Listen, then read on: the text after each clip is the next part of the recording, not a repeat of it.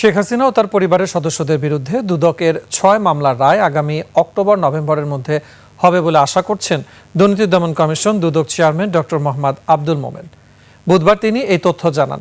এদিন transparency international Bangladesh TIB এবং দুদকের মধ্যে ৫ বছরের সমঝোতা স্মারক চুক্তি স্বাক্ষর হয়। বিস্তারিত খোরশেদ আলীর রিপোর্টে।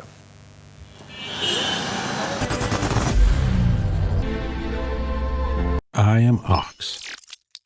দুদক ও টিআইবি একে অপরের সাথে তথ্য আদান প্রদানের মাধ্যমে কাজ করে। বুধবার দুদকের সঙ্গে টিআইবির ৫ বছরের চুক্তি স্বাক্ষর করা হয়। সমঝোতা স্মারক স্বাক্ষরের মাধ্যমে যে সম্পর্ক, সেটা 10 বছর পূর্তি হচ্ছে এবার আমরা ঠিক করলাম যে আমরা 10 বছর গেল, আমাদের বারবারই স্বাক্ষর করার দরকার নেই, অন্তত 5 বছর করে করি।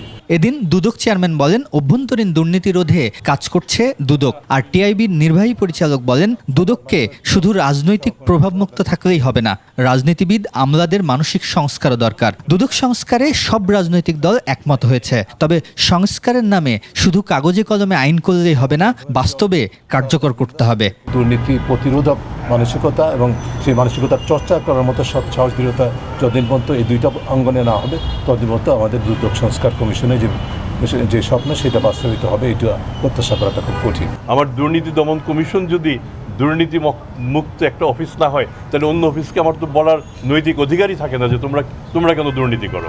তাহলে প্রথম কাজ হচ্ছে আমাদের নিজেদের মধ্যে যেটুকু দুর্নীতি আছে এটুকুকে মুক্ত করা।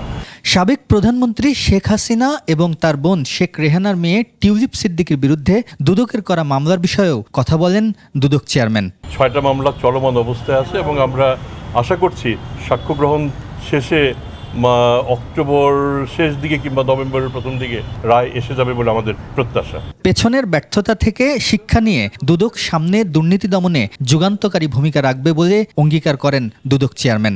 একসাথে এক ডিরেকশনে যাতে কাজ করতে পারি, এটি আমাদের সবার প্রত্যাশা। খোরশেদ আলী, 21 টেলিভিশন, ঢাকা।